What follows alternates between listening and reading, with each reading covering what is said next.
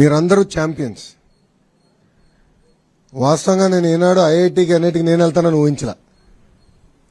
మనకి అది అవుదులే, వేరే యూనివర్సిటీస్కి వెళ్తే బెటర్ అని నేనైతే అనుకున్నా. కానీ ఈరోజు మీరు కష్టపడి బాగా చదివి మీ వెనకాలన్న తల్లిదండ్రులు గర్వంగా నవ్వుతూ సాధించారు. అందుకే మిమ్మల్ని అందరినీ ఈరోజు ఛాంపియన్స్ అని పిలుస్తున్నా.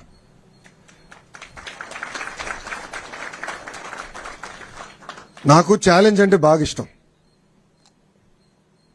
బాబు గారు అంటే చంద్రబాబు నాయుడు గారు గౌరవ ముఖ్యమంత్రి వర్యులు నేను ప్రత్యక్ష రాజకీయాలు పోటీ చేయాలనుకున్నప్పుడు ఈజీ కాన్స్టిట్యున్సీస్ ఉన్నాయి, ఈ నియోజకవర్గాలకు వెళ్ళి నాకు ఈజీ అవుతుంది, నీకు ఈజీ అవుతుందని చెప్పారు.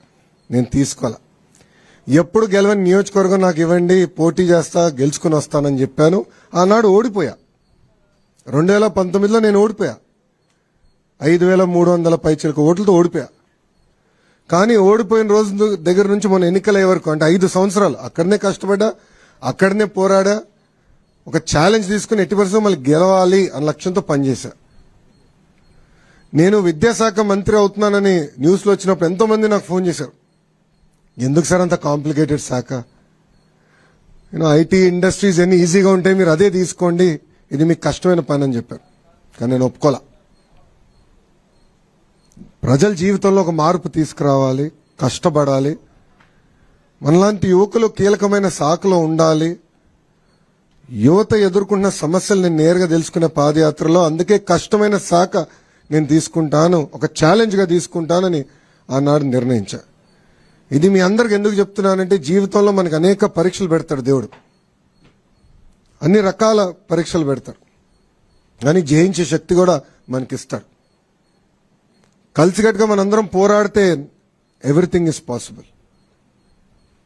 ఈరోజు మన ప్రభుత్వం ఒక లక్ష్యంతో పనిచేస్తుంది.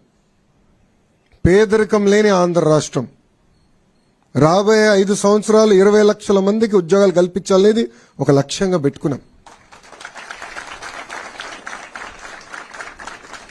నేను ఇతర రాష్ట్ర మంత్రులతో మాట్లాడా, అమెరికాలో ఉన్న లెఫ్టినెంట్ గవర్నర్స్తో మాట్లాడా.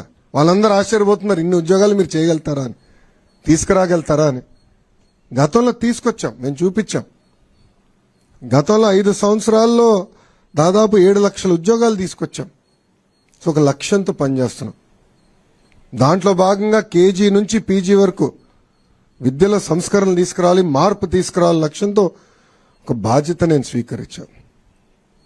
బాబు గారు ఎప్పుడు ప్రజల పరిపాలన ఉండాలని చెప్తారు. మా అందరికి కూడా మినిస్ట్రీస్ కేటాయించిన తర్వాత మేము అందరం కలిసాం.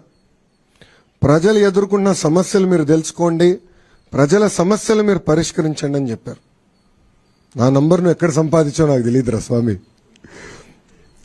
పెట్టాడు, ఆ రోజు బాధ కలిగింది. ఏదో దీనికి సొల్యూషన్ ఉండాలి, ఏం చేయాలని ఆలోచించాం. నాకు మెసేజ్ పెట్టినండి, నేను ఇమ్మీడియట్గా నా ఓఎస్డీ గారు చెప్పా, శశి సార్ని లేపాను, ఎటోగా సొల్యూషన్ ఎతకాలి. అప్పుడు నిధి గారు ఏకంగా జేఈతో డైరెక్ట్గా మాట్లాడి ఏం చేయాలి, పరిష్కారం మార్గం ఏంటని ఎత్తుకాం. 2-3 సార్లు మీతో మాట్లాడడం కూడా, ఏంటి వాట్ ఈస్ ద సొల్యూషన్ అని.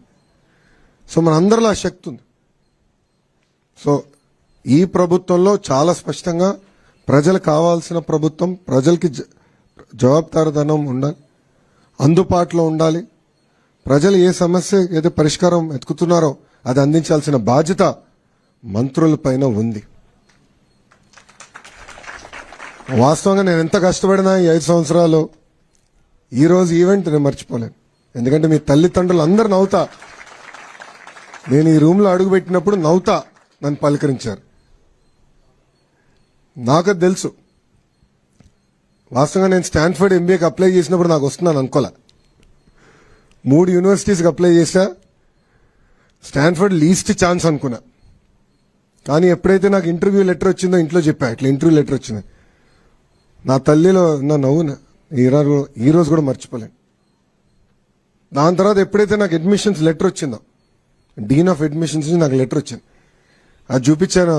చంద్రబాబు నాయుడు గారు కూడా గర్వంగా ఆ రోజు ఫీల్ అయ్యారు. సరే అట్లానే మీ తల్లిదండ్రులు కూడా ఎంత గర్వంగా ఉన్నారో వెనకాల నేను చూస్తున్నా. నిజంగానే నాకు చాలా సంతోషంగా అనిపించింది.